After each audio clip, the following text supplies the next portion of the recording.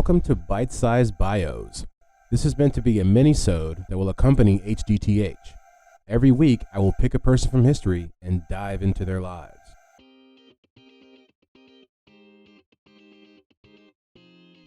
Welcome back to another episode of Bite-Sized Bios, BSB.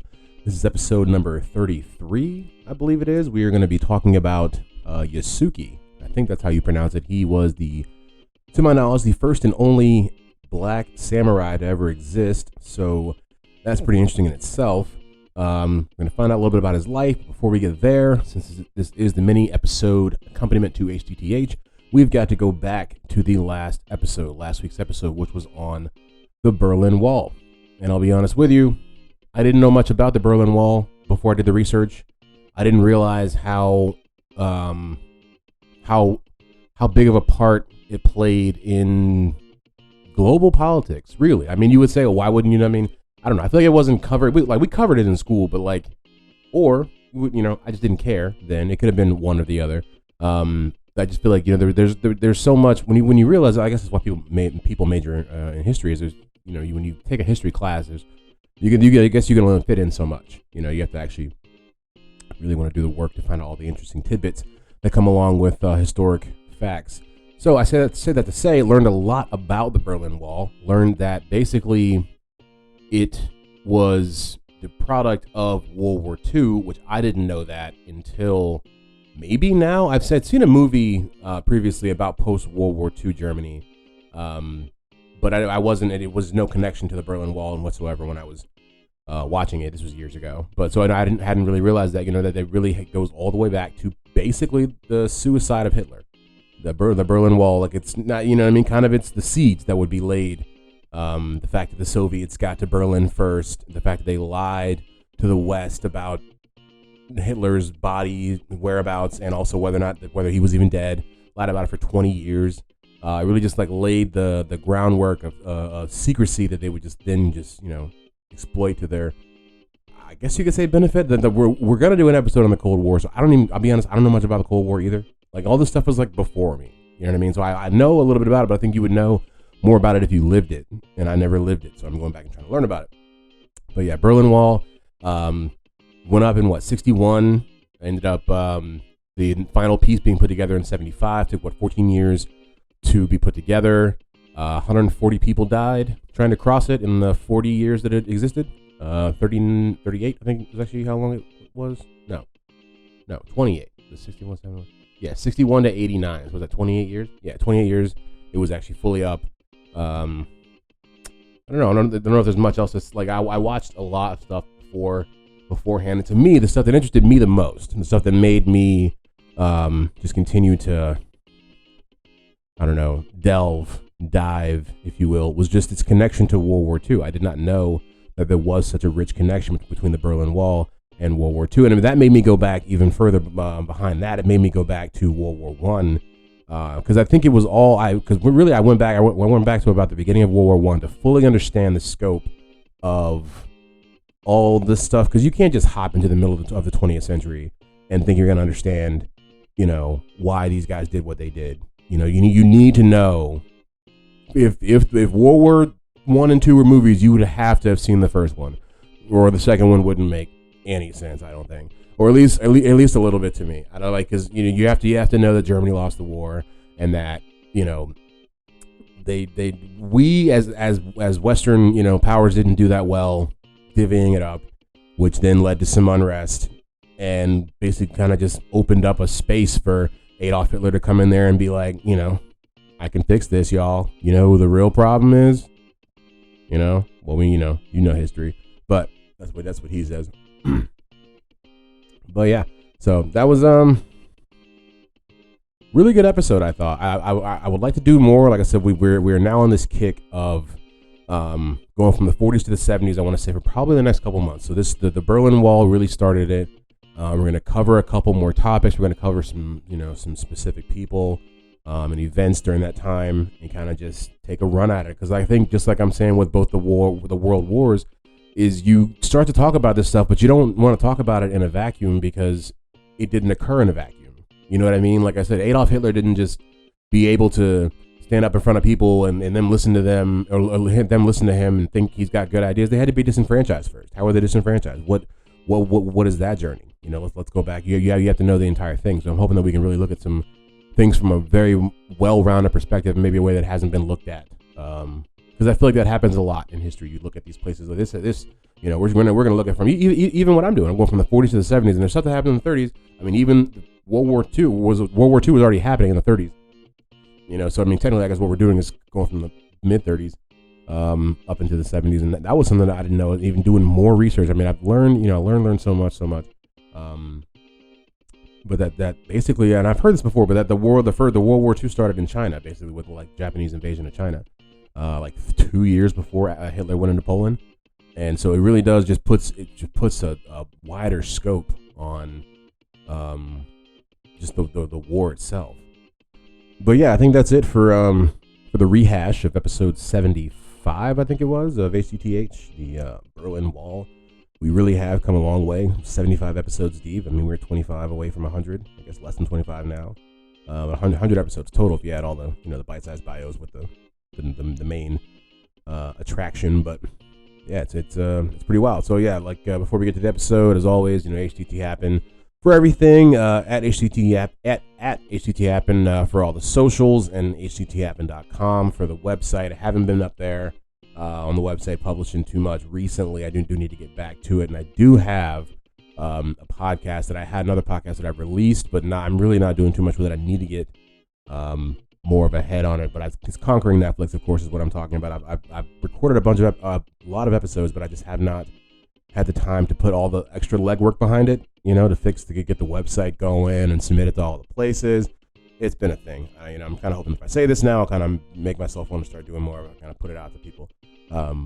But yeah, so yeah, HTT Happen for everything, guys. 5 stars if you love this, 2 stars if you didn't love it.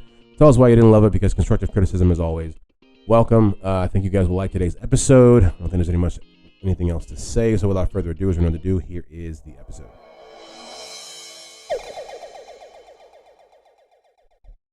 Okay, so today we are going to talk about the first, and to my knowledge, the only black samurai to exist in history, in Japanese history. His name is Yasuke. I hope I'm getting that right. It's Yasuke. I mean, you could say, I could probably, try to pronounce it in we're just going to go with Yasuke, right? So we're going to get into that. But before we get there, I thought it would maybe kind of help, because I think my first question with Yasuke is black people in Japan? ? You know what I mean? So I'm just like, I'm going to run in through that for a hot second, and then we're going to jump into his life. Okay, and so what we find is what is pretty, it's pretty ubiquitous across the board. If you look at almost every continent there, and almost every nation, I wouldn't say every nation, but almost every continent, the indigenous people of that continent are darker.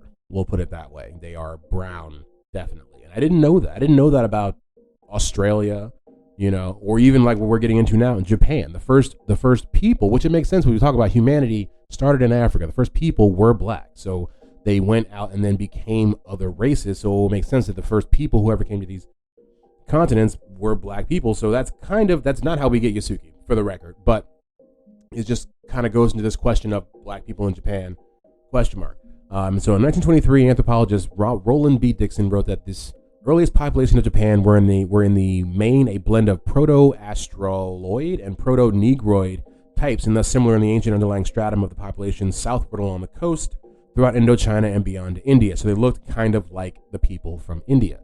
Dixon pointed out that in Japan, the ancient Negrito element may still be discerned by characteristics which are at the same time exterior and osteologic. And I'll be honest, I don't know what that means. But we'll just go back to the fact that he said they were brown. There were brown people in Japan before they became Japanese looking. Like I said, that was for me, because I don't know. Like, I will find out. Like I said, that's not where he comes from. But you want to, I don't know. You wonder. I'm curious enough to think, was he born there? He wasn't. So now we'll get into the first European contact with Japan, which is how we get Yasuke. But is the Nanban trade. The Nanban trade was a form of European contact that began with Portuguese explorers, missionaries, and merchants in the Sengoku period, and established long-distance overseas trades overseas trade routes with Japan. So this was the first time that European contact was made. Let me get the exact year of when that happened. 1543. So it's, I mean, and this goes back to, I mean, honestly, this goes into a lot of what we were talking about these last few weeks and months, with just knowing that the Portuguese were just out here on these seas back like 500-600 years ago, man. They were doing it. Like when I wonder, and I often wonder, I really do, how Portugal still stays afloat as a main country in Europe. And I wonder, I bet they got some skeletons in their closet. You're not out here doing all this and still the same country without getting your hands dirty, and probably still having your hands dirty. So the Nanban trade, which was the first established European contact with Japan, happened around the 1540s. And not long after that, Christianity would come via the Roman Catholicism of the Portuguese, good old Portugal. And so that's pretty much just, like I said, I wanted to lay a little bit of groundwork for what we're talking about, because normally we jump into just this bio, but I feel like this bio, the guy before him, Mansa Musa, like these are people that I feel like you kind of got to lay a foundation before you can kind of, All right, so Yasuke. He was a man of African origin who served as a retainer and weapon bearer to the Japanese daimyo Oda Nobunaga, right? And what's crazy is these families actually still exist now. They still exist today. They are not samurais. We may get into that later, but it's pretty interesting because this family was real. So we know this isn't fake. This isn't a movie. He really was there. In 1579, Yasuke arrived in Japan in the service of the Italian Jesuit missionary Alessandro Baglignano, who was a visitor of missions in the Indies and India. And this guy actually, he was a big wig in like the Christian like missionary area. I don't really know what they call that, but like he was basically tasked with like kind of trying to like bring, I guess, God and Christianity to like the entire Asian area at that time. And that was his whole thing. Like this isn't about him, but he did a lot as well. But during the time that we're talking about now, he brings Yasuke to Japan, 1579. Yasuke was one of the several Africans to probably have come with Alessandro. And this was thought, but he was thought to have been the first African that Nobunaga had ever seen. He would actually get to know this guy very well, and would actually end up being around for Nobunaga's forced suicide in 1582. So he would really become ingratiated within this culture, which is, I think it's really interesting when you think about it. And I think we're going to do samurais here in a little bit, but to just think about 600 years ago, 500 years ago, an African not only can just exist in the Japanese culture, but becomes one of the most revered warriors in Japanese history. It's pretty awesome. So they think that Yasuke may be from Mozambique. They're not really sure. They really don't know what part of Africa he came from. They think that, there had been other accounts of people from Mozambique actually coming to Japan not long after that or around that time, which is what makes them think that. And we're not sure if Yasuke was a slave when he showed up. We're not sure. I mean, he definitely was in the service of that Jesuit, priest, Alessandro Vagnano or whatever his name is. But we're not sure if he had been a slave or if he was a slave at that time. It's possible he was enslaved as a child and sent to India, which would make a lot of sense because, like I said, that Alessandro guy was basically sent to all of Asia to try to like bring Christianity there, so he could have easily picked up Yasuke in India after he had already been brought to India from Africa. He could have been Sudanese. Like, there's so many different things. Like, I don't know. He could have been Ethiopian. He could have been a lot of different types of African. We don't really know. Let's see. So, Yasuke was about 6'2". They say his skin was as black as charcoal. And they actually even say when Nobunaga first met him, and of course, I don't know if I think I mentioned, Nobunaga is also a very revered samurai. So, like, just for context, I think I did say that. But he tries to scrub him. He thinks it's like paint or ink or whatever. He tries to scrub the blackness off of him the first time they meet each other.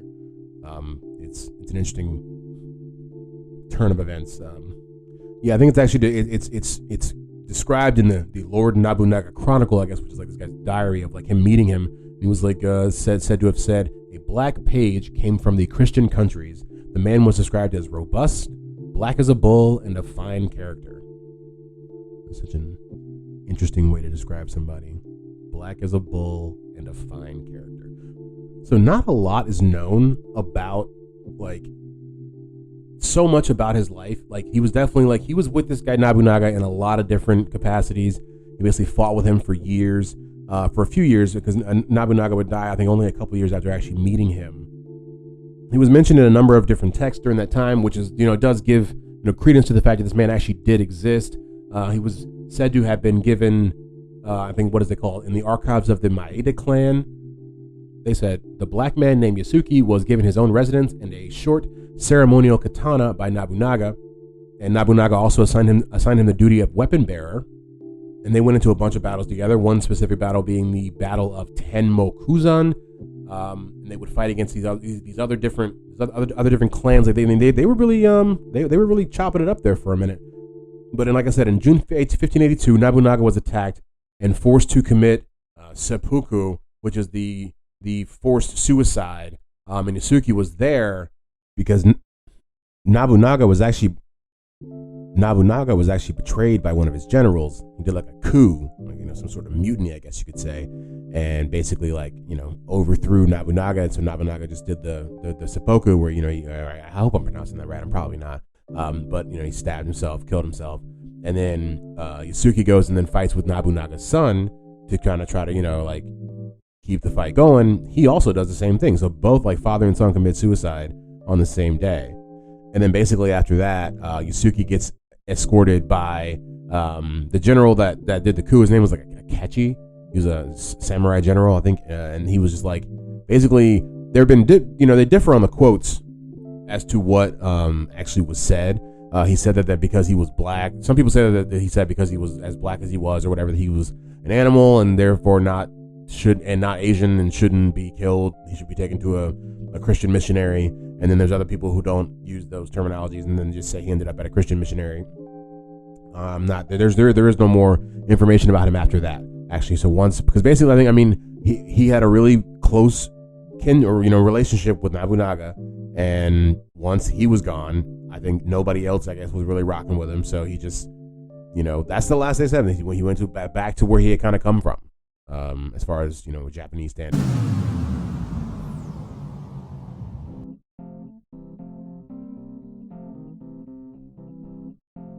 All right, Yasuke really got into it back there.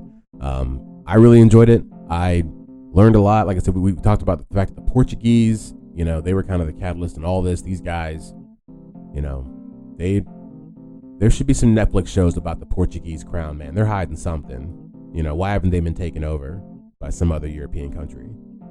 It can't all be just for Brazil. Do they even have any control over Brazil anymore? I don't even think so.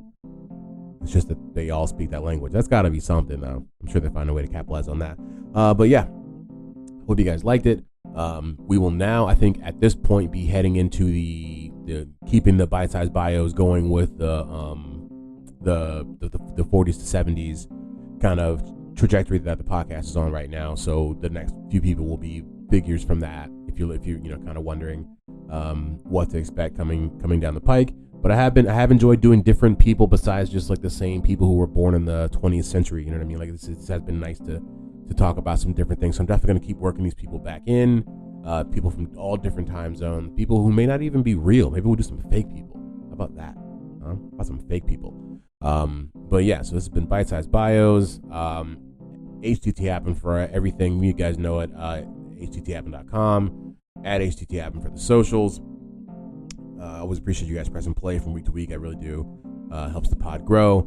5 stars if you like this. 2 stars if you didn't like this. Tell us why you didn't like it, because constructive criticism is always welcome. Appreciate you guys. Like I said, every week coming back. I don't think I have much else to say, so I think we'll see you next week with the next How Did That Happen?